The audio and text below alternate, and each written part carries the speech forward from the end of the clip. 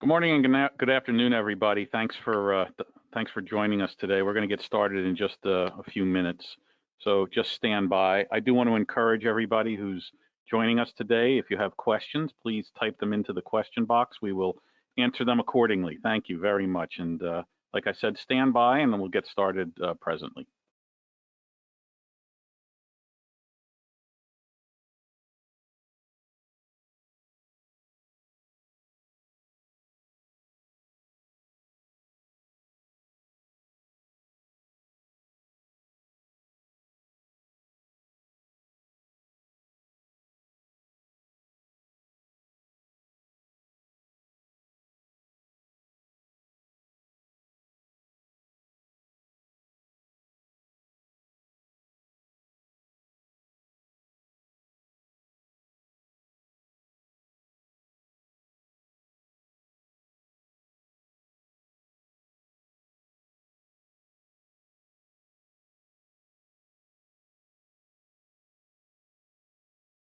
Good afternoon and good morning, everybody. Thanks for joining us today. We're going to get started in just about 2 minutes, so just stand by. And a reminder, if you do have questions, please type them into the question box and we'll answer them accordingly. Thanks a lot, and stand by. Appreciate your time today.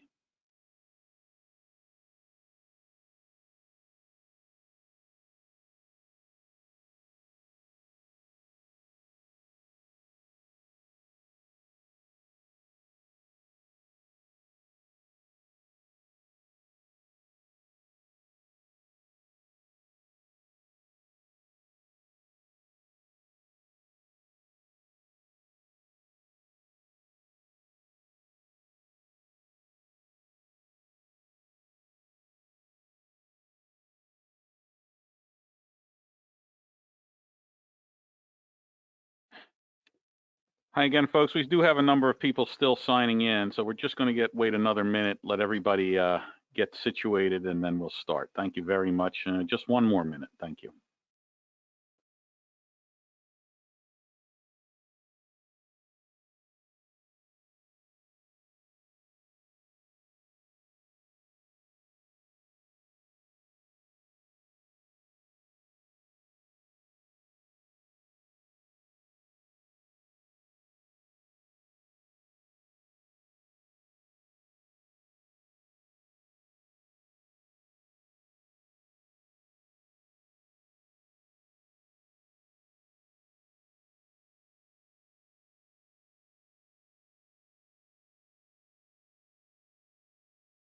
Hello, everybody. Thank you very much for joining our webinar. Today's webinar is Can Your Cloud Strategy Support Remote Workers and Save Costs?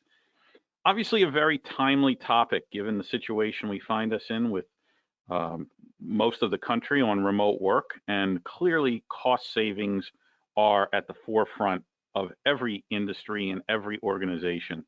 The move to the cloud has been something that has been going on for some time now, and the quarantine and remote work situation has not necessarily caused this, but it has certainly accelerated this and certainly catalyzed this. But most companies are looking for certain benefits from moving to the cloud. Maybe it's cost savings, maybe it's business continuity, maybe it is moving from costs from CapEx to OpEx, faster time to market, scalability, availability. There's a lot that the cloud can provide. And this is something that everybody is interested in right now. So what I'm going to do is turn this over. Our presenter today is Nitin Agarwal. He is the CEO of Motifworks. Motifworks is a Accion Labs company, and Nitin is coming to us live from Towson, Maryland. So please take it away, Nitin. Thank you. Thank you, Paul. Paul, can you hear me fine? Yeah, we can hear you great. Thank you. Perfect. Thank you, everyone. Thanks, everyone, for joining, and thanks, Paul, again. And great to have you guys here. Hope you are having a good afternoon or a morning, depending on where you are. So we'll get started. So the topic today is cloud strategy, and then, as Paul mentioned, how some of the recent quarantine and COVID-19 scenario has accelerated the move to the cloud, or at least the consideration to the cloud. So we'll cover some of these topics here. The focus is how can you help your organization and how do you really create a sound cloud strategy, because end of the day, your initiatives and efforts that you're putting in moving to the cloud will define how solid and strong a foundation that you can create. You can certainly be reactive and in a situations like this, that will be something that people will be doing. But a thoughtful approach towards that migration is going to help you generate more value for the business. So we'll look at the topic around why companies moving to the cloud, what we have seen as a change in last 10 weeks. Um, we'll also talk about a very real example of a company that we have worked with, and how the cloud strategy and their migration to the cloud has helped the business overall. Um, and mainly the crux of the topic is how do you really create a actionable insights and cloud strategy and an approach towards creating that strategy. So please feel free to ask any questions in the meantime and in the question box. We will cover them as we'll if we try to cover them in duration, if it's specific to a slide. Otherwise, we'll take them at the end of the presentation. So a little bit about myself here, as you can, Paul has already mentioned, so I'm going to skip it. And I'm going to quickly a little bit more about the company, as we are a cloud solutions company, Motifworks, Accion Group company. Accion is based out of Pittsburgh, and we are a Microsoft and Azure Cloud Center of Excellence for Accion. So we help companies in their cloud adoption, creating the strategy, governance, and foundation for cloud, moving the application and data assets and database workloads to cloud, and then looking at new innovative ways and then managing and operations of their cloud environments. So with that, I'm gonna, before we move to the next slide and the main topic, I'm gonna show a quick poll, and if I would appreciate if you can take 10 seconds to answer that poll. You should see a poll on your screen right now. You will see multiple options. Where the question is, where are you in your cloud adoption journey? So as the topic of interest here is cloud strategy, I think it will be good to understand where are you in your cloud adoption journey. So if you take a few moments, I'm going to wait for 10 more seconds to see if we can get a reply, and kind of get an understanding of the audience a little bit more. You're getting some answers. A few more seconds. Okay. So thank you, everyone. We have kind of a good mix of people who are already in cloud, and then some are in planning stages of execute in the cloud. So thank you for response there. So moving on, I think the first question is why cloud? End of the day, any initiative that you're doing, specifically the technology initiative, how does that help the business? How is it generating value for your organization and your team, and the stakeholders? So this is a result of, it's not actually a survey, it is an actual data point that we have in last 18 months, that almost 70 plus companies that we have worked with, as part of their cloud migration strategy as well as journey. What are the key initiatives that they had and business objectives and drivers they had in considering their move to the cloud? So something similar to what Paul had mentioned earlier, but a little bit more data point. And as you can see, one of the main topic is to help your IT team reduce your overheads and increase the team productivity, and not by having to manage the data centers, the hardware, the infrastructure, and anything that goes along with it, and by reducing that overhead. And ultimately, that's going to help you give more agility and scale. Reduce your total cost of ownership. So it is actually interesting that we see companies are reducing the cost is a somewhat a byproduct and an outcome, by reducing your administrative overhead. So almost 90% of the companies are mostly looking at how do we really improve the productivity.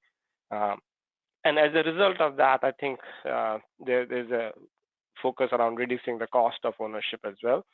Infrastructure modernization, business availability, the uptime availability of your environment and your applications, and disaster recovery. We have actually seen disaster recovery as one of the areas becomes a first low-hanging fruit that companies get started in Azure. I will talk in a minute. This data point is actually created before COVID, um, and I'll talk in a minute how some of these things have changed in COVID scenario. And interestingly, you will see some of the companies actually look cloud nowadays for them to improve their and security and compliance. And the cost and effort and the diligence it takes to manage that security and compliance and on-prem and data center environments in cloud, you will get that is built in as part of that. So of that, I'm going to talk about how this is changing in a COVID, post-COVID scenario or during the COVID. So as you can see, um, definitely there is a economic impact of COVID, but in some ways, the COVID-19 and quarantine and people working from home is accelerating the shift of the workloads to public cloud. It is happening more and it is becoming more critical for larger businesses. This is a survey conducted by Bain and Company, which is a pretty reputed uh, consulting firm. So based on the survey of different large and medium businesses and small businesses, uh, we see a 30% of large businesses and almost 20% of medium businesses are looking to accelerate their move and shift towards cloud and specifically public cloud. Cloud-based security is expected to grow, um, and majority of the workloads, respondents are looking to really use the cloud as a way to support the remote workforce and not really having to upgrade the IT infrastructure. And that really brings the topic and make this discussion more relevant. So if those are your business objectives, as what we saw in the previous slide, and as well as what is kind of as a result of COVID, how do you really create a strategy towards moving to the cloud? So what are the different elements that we see uh, customers are looking for? Again, this is a data point based on our experience working with the customers. It's that these are in working with multiple customers, these are some of the main elements that customers are looking for. And then one of the first thing that they look for is really I have to make a business case for this, and I need to understand what is my total cost of ownership uh, by moving my applications and servers and workloads to the cloud. Because ultimately, it has to make the business case, whether in terms of current total cost as well as the longer term plan. Um, and then I think another important thing that customers look for is they don't know how to get started. What will be the migration plan look like? Whether it's a 3-month plan, 6 month plan, how do I start working on these first? What are the low-hanging fruits that I can start working? How do I train my team as part of that process? As you can see, there are other longer-term value justification that comes to make the business case for the customers. And some of the companies, they look for not just a data center migration, they are also looking for cloud and this cloud strategy to really help them understand the difference between rehost, re-platform, and re-architect of their applications and workloads. It can happen by migrating those applications to a cloud native model, or even migrating some of those applications or workloads to a SaaS model. So I think we mainly wanted to highlight that when you are creating your cloud strategy, I'm sure in some shape or form you will be looking at it, but these are the main elements that we see customers looking for to really make a sound cloud strategy. Now, we'll talk a little bit about um, how this has actually been implemented and what's the real value in it. And what you kind of see here is an example. It's a live example. We are not sharing the customer name here, but it is a mid to large financial services firm in the insurance industry. So it is a kind of a heavily compliant industry, financial services company uh, that is look has created. We started working with them in last almost 24 months back, 2018, early 2018 with them, and they are mainly their business strategy was to acquire uh, smaller uh, insurance brokers and more of a unification of different business units under a larger brand, as well as kind of generate a market share in this industry. So just to give you a sense, they in 2018 they did 42 acquisitions, and I think in 2019 they did 50 acquisitions. So pretty much they were doing this acquisition one a week, and as part of those acquisitions, they were inheriting the applications and servers and infrastructure for those companies that they were acquiring.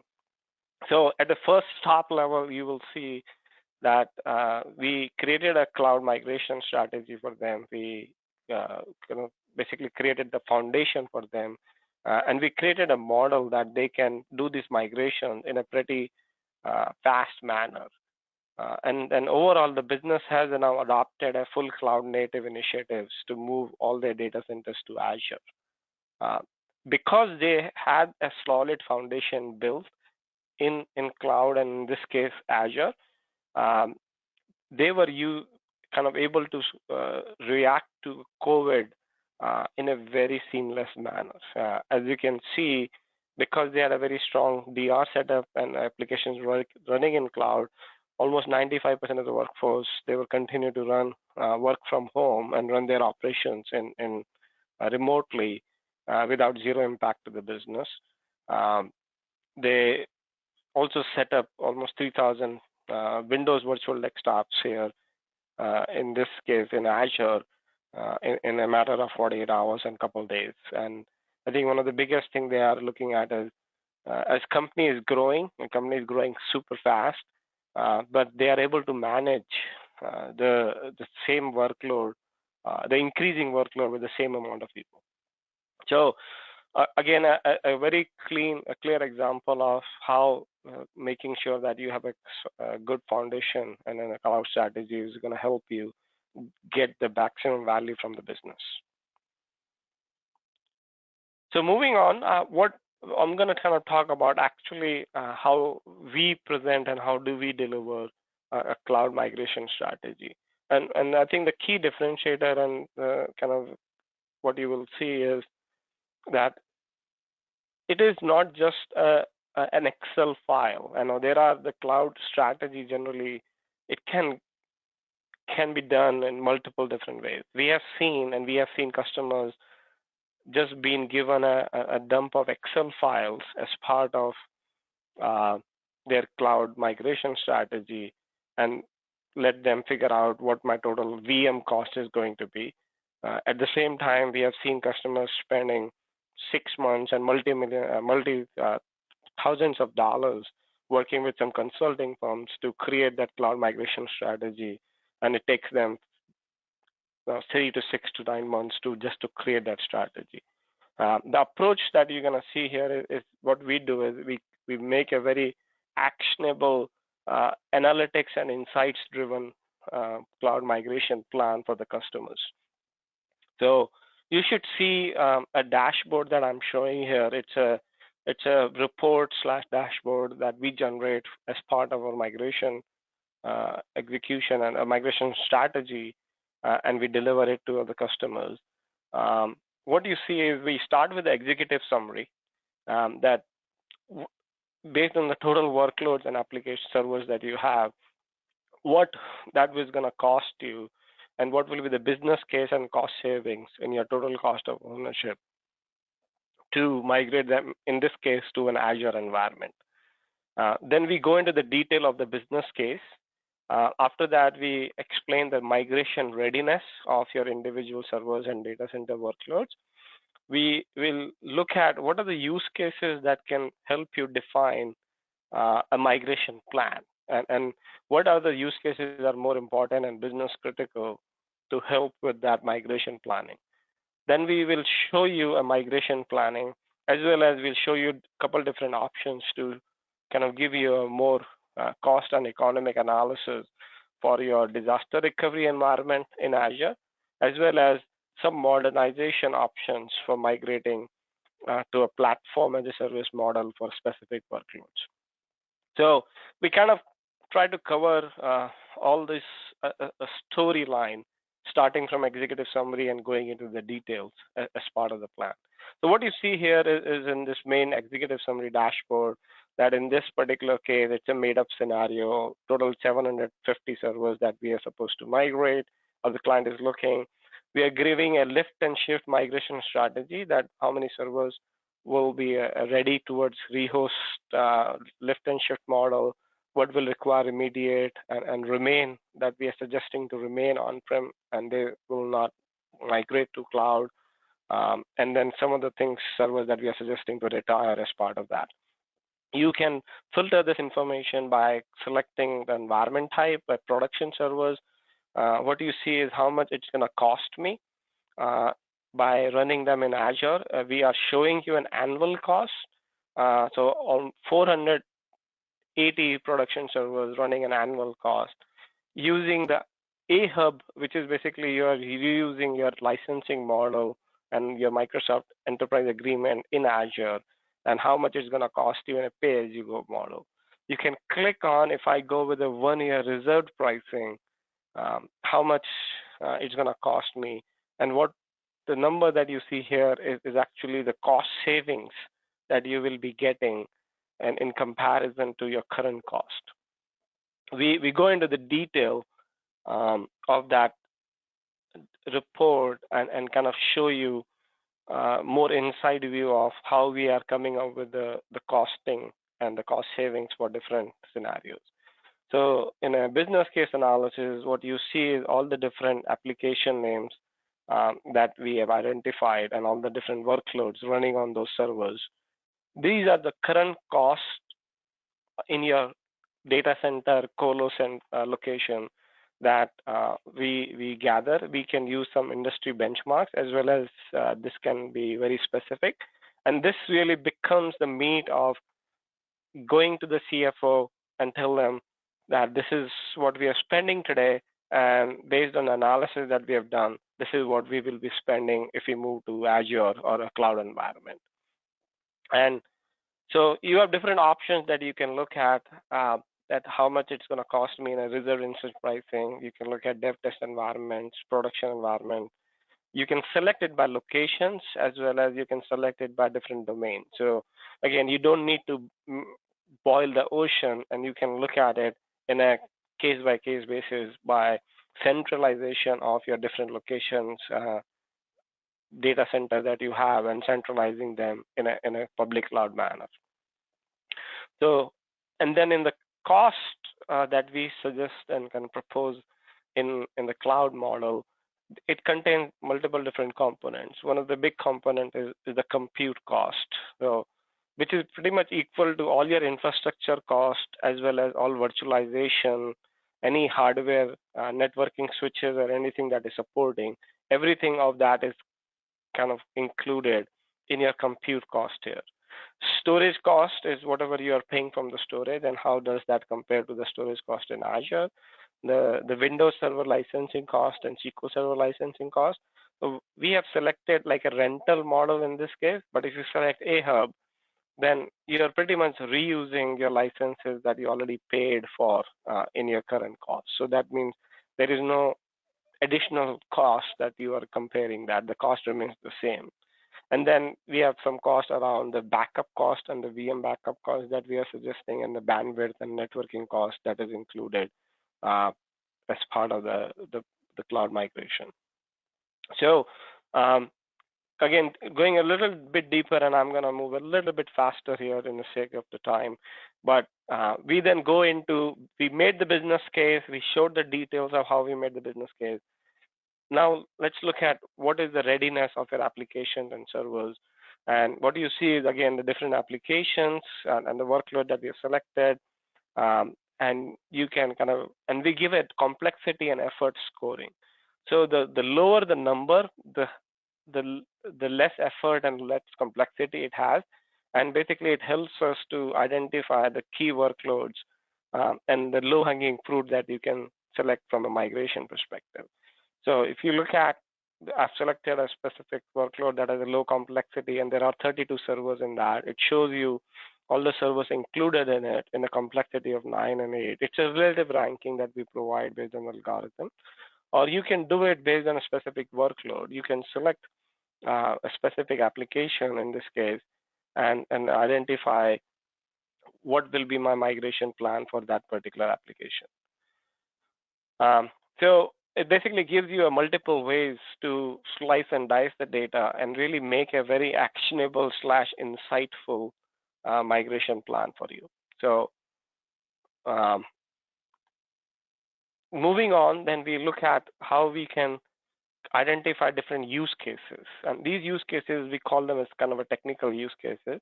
And there are multiple use cases that we identified.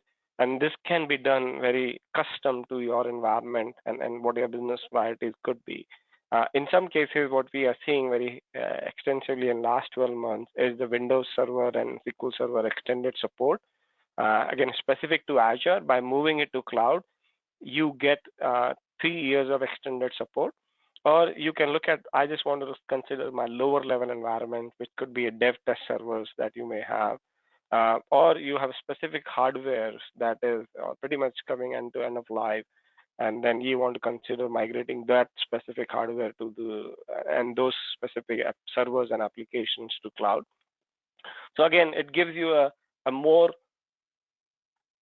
easy, actionable way to engage and make sure that you can use this information to really create your strategy and migration plan. Um, Based on that data, information, and discussions with you, we kind of group the overall migration into 5 waves. So we call that as a wave-based migration plan. And you can look at what are the applications and servers that will be migrated, that we are suggesting to migrate. These are your first low-hanging fruit, as well as the business priority based on the use cases that are defined, and how much that 147 servers are going to cost you in Azure on an annual basis or a monthly basis or a 3-year basis, and what is the right pricing model that you should use to plan for that budgeting cycle for the wave-based migration. We also provide you a couple more insights and dashboards that can help you from a disaster recovery cost analysis, and we can kind of select specific applications to kind of create your direct disaster recovery as a service cost in Azure, as well as we show you some pricing comparison of how much it's going to cost you by migrating your SQL Server into an infrastructure as a service in a VM, but you can migrate into a managed SQL Server model, which allows you not to having to update the operating system, not to have to manage patches on that, and have the latest SQL Server running on your system. So basically, that this kind of model allows you to create a strong cloud strategy, which gives you a business case analysis, which gives you the readiness analysis, as well as a migration plan for you to start acting and executing that migration strategy. So I'm sure that some of you may have some questions, so feel free to ask those questions either in the chat window, or we can take it at the end of the discussion here. I'm going to kind of cover a couple more slides here to kind of talk about when we have this this cloud migration deliverable and report, what's the overall plan and migration of roadmap to cloud or Azure look like? So we kind of break it into three different phases of this. One is really creating a framework around your cloud migration, which includes the cloud migration strategy and the report and the dashboard I just showed you. That basically covers the box one of cloud strategy, cloud economics, and readiness assessment. Based on that, we create a wave-based migration plan for customers and companies that who are looking not only a lift and shift and a data center migration, they're looking for modernization of their applications to in a cloud native slash platform as a service model. Uh, there is a parallel stream, and then it becomes execution of your wave-based migration plan. Uh, at the same time, what this whole migration will be supported by creating a strong foundation in Azure or in a cloud and a cloud governance and management, creating the landing zones and making sure your networking, your security and access controls are very well defined, creating and educating the team and getting the people and skill and training plan towards that, uh, DevOps and automation, where we are focusing on how do you really maximize the value of moving to the cloud using the automation and have a DevOps model for your application deliveries as well as new infrastructure provisioning, and then what will be the best practices and what are the setup that you need to do for the high availability and disaster recovery of your applications and servers. So that basically becomes your overall cloud roadmap, supported by the strategy that is gets created. Now we're gonna get a little bit deeper into how do you create that migration plan and that strategy, what is involved in that, and how do you really, what are the different steps? So what you see is the process that we take generally to create a cloud economic slash readiness plan. And the output of that is a deliverable, a report that we just showed you, along with a presentation that aligns with all the specific steps that we will define to you for your team. Um, Again, this is how I think if you are looking for ways to create that, it starts from a discovery of your server inventory. I think that becomes your starting point where we are in creating a data, doing a data collection, and you can use any of these tools that we listed here. We typically use a tool called Mover, which was recently acquired by Microsoft. There is other tools like Device 42, Turbonomics. You can also use the extract and export of your VMware, um, of, but it will not include the physical servers or any other hypervisor if you're using, or you can use some of the data that's available in your CMDB. But the goal is to create a list of your server inventory, the specification, the operating system, total storage they're using, and then also the licensing cost to create a comparison of the total cost of ownership in the cloud. Other important part that comes in really useful is the right sizing of your environments and really making sure, because the really good thing about cloud is you are paying by minute and on demand. It can become the worst part of the cloud from a cost perspective. So making sure that you're optimizing your workloads. In on-prem, you may have a 4-core 64 GB server, but if that is not being utilized in enough, and you're only utilizing 10-15% of that capacity, by provisioning the same setup in Azure or cloud is is really not going to give you the right cost. So getting a right CPU utilization and resource utilization matrix. Um, then looking into the applications, workloads, and the dependency to create a migration plan to minimize any impact to the business and applications. And then really creating a strategy around whether those applications and servers are really ready from a rehost perspective, refactor as replatform, and then providing you a right sizing of that environment uh, in a cloud, whether it's Azure, AWS, or Google, and kind of giving you a specification of that storage and the VM sizing in Azure or cloud towards that perspective. And finally, creating a very presentable and insightful um, way for you to digest that information, to distribute that information to different stakeholders in the company. I think that's where we have seen that some of the companies have done this uh, type of assessment in some shape or form and using a tool. Um, but I think the challenge that we have heard and seen from other customers before working with us, that that information is just an Excel sheet and it is not something that uh, gives you the insight. It's not something very clear that you can give it to a CFO or present to a board to really show a thoughtful approach. So making it presentable as well as actionable, I think is one of the main things that I would suggest that you consider as part of your cloud migration plan. So I think we pretty much have covered, and the last thing that I wanted to kind of highlight you, in addition to the cloud migration strategy, not only your strategy has to be strong, the execution of the strategy after that has to be really thoughtful at the same time. So this is our approach that we use specific to the Agile migration. Um, and again, this can be applied to any other cloud like AWS. So we start with the cloud economics engagement where you are doing a detailed cost analysis, total cost of ownership, and a migration planning.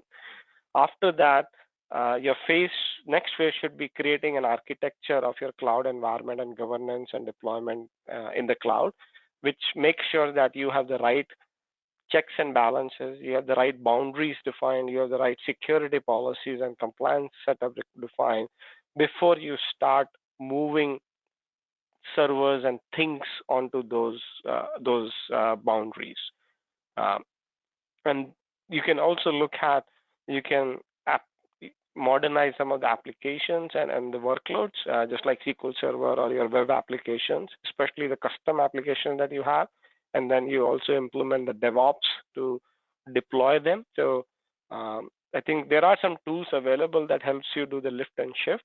But what we have seen that if you have a workload, an application that is like have multiple different environments and you are making updates to it, instead of just using a tool to do the migration for you, you may want to define a DevOps and automation for the infrastructure provisioning and application deployment to that.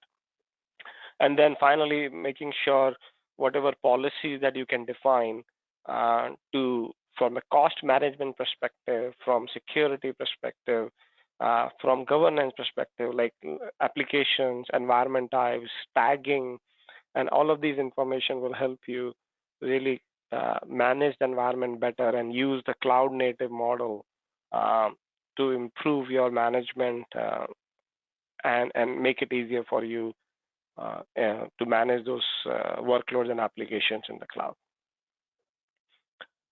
So that pretty much covers some of the main topics and that we wanted to share with you as part of that.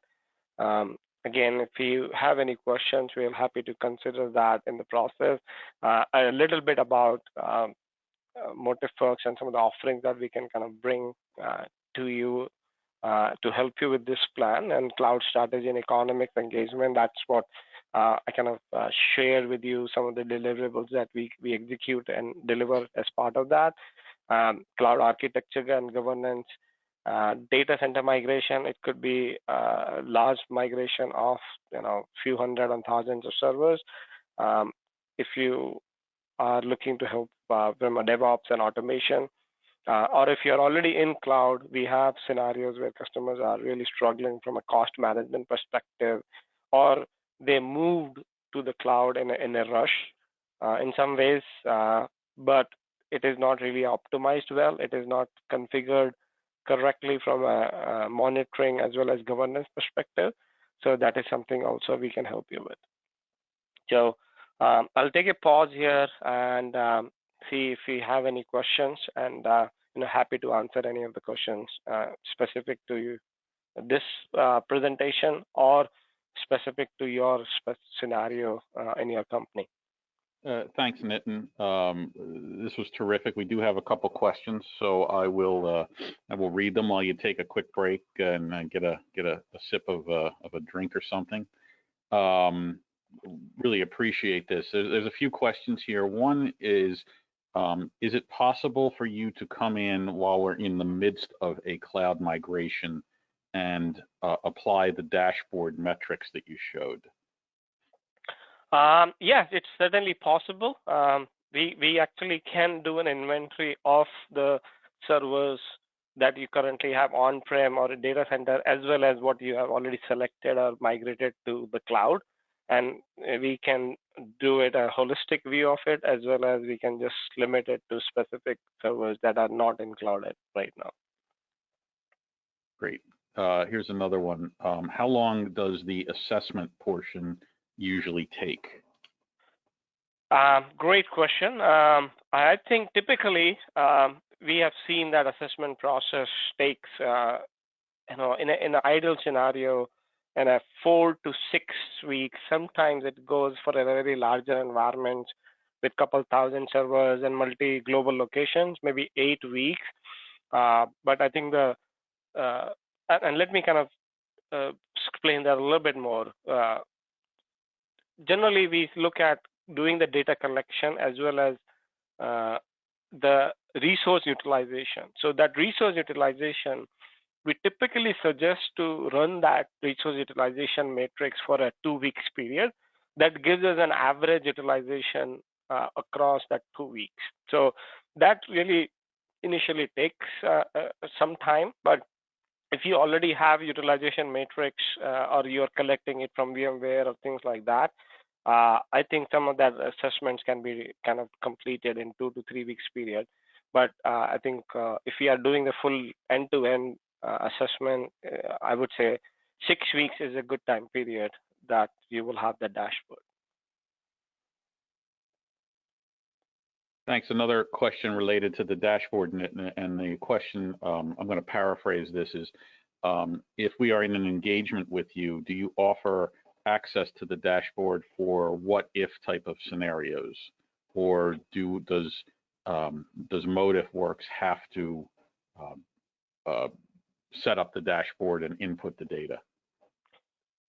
So another great question. So we do provide a dashboard that you will have access to. We'll create logins in our portal that you and your team can access to. But the dashboards are mostly read-only in this scenario. We can add additional filters and kind of customize it for your specific needs to a certain extent. Now, one of the needs that we have seen customers asking for, and I think that's where this question is going, that if they have additional servers or they're going to keep updating some of these data, that currently will require some additional inputs and involvement from Motifworks. It is not a self-service dashboard that can keep updated as your environment and your priority changes. Thanks. And this question's actually from me. Can you explain the relationship between Motifworks and Accion Labs? Yeah, definitely. So Motifworks is a company, which is focusing only on Microsoft and cloud technologies. Accion Labs is the parent company of Motifworks and an investor in the company. So in some ways, think of it Facebook and Instagram. So Instagram is still run as an independent company and an app and things that the people use. At the same time, Facebook owns and is invested in Instagram. So I think the same relationship. Accion Labs is the overarching umbrella, and we are one specific service provider within Accion Labs. Looks like one more question, and this is an easy one, Nitin, is how do I get in touch with you? Yeah, so that's a easy one, and I have the answer here. And I have my email here, nitin@motifworks.com. If you have my cell phone number as well, if you want to kind of get in touch with me, you can connect me on LinkedIn. I don't have my LinkedIn handle here, but you should be able to find me easily on LinkedIn with my company name or my name. So happy to define that. Okay, thanks again, Nitin. Really appreciate your time today, and thank you everybody for taking the time out of your day to attend. Yeah. We did record this webinar, so it will be up on the Motifworks website in the next couple of days. And if you would like copies of the slides, please let us know. You can reply to the email that you received, or you can contact Nitin at his email address directly, and we'll get them right off to you. Yeah. So, and that's real quick before we go, I wanted to quickly share one more poll with you. If you have there, let me know when you see it. And Paul, I think I just saw one text and one question that came up in my poll. So while people are answering the poll, I can quickly reply to that question also. Yeah, this is a great one. Let me read this to you while people are doing the poll. Based on your experience, what is the single biggest mistake companies make in migrating to the cloud, including process that you can help eliminate? I think that the single biggest mistake people make that I feel by migrating to the cloud is not having the right governance and security and setup in the cloud. Cloud is available, it's self-service, and we have seen companies just move to the cloud by just having their team start doing and moving into the cloud. And that's where we see that then it creates some problems down the road in terms of cost management, in terms of security management, and making sure the right practices are set up. So, and we can help eliminate that. We showed that cloud optimization and cost management. So defining the right governance and cloud boundaries, it really allows you to make sure that you have guardrails and boundaries defined correctly, and still allowing people to use the on-demand and self-service capability that cloud provides. Great, thank you. It looks like we have some results here on the poll, Nitin. If you can see them, and I expect we'll use this for future webinars. Is that? Yeah, I think that's where we have the data point here that, as I highlighted, the cloud governance security is one of the area of topic, and then modernization, legacy apps in cloud, I think, is another area of topic. So certainly, I think it's worth further discussion and a future topic for webinar. Thank you for your inputs, everyone. Great. And Nitin, again, thank you for your time today, and we'll get the information out with the recording. And like I said, if you want any copies of the slides, please feel free to email, and we'll get them out to you right away. Thank you. Thanks, everybody. Thank you, everyone. Thanks, Paul.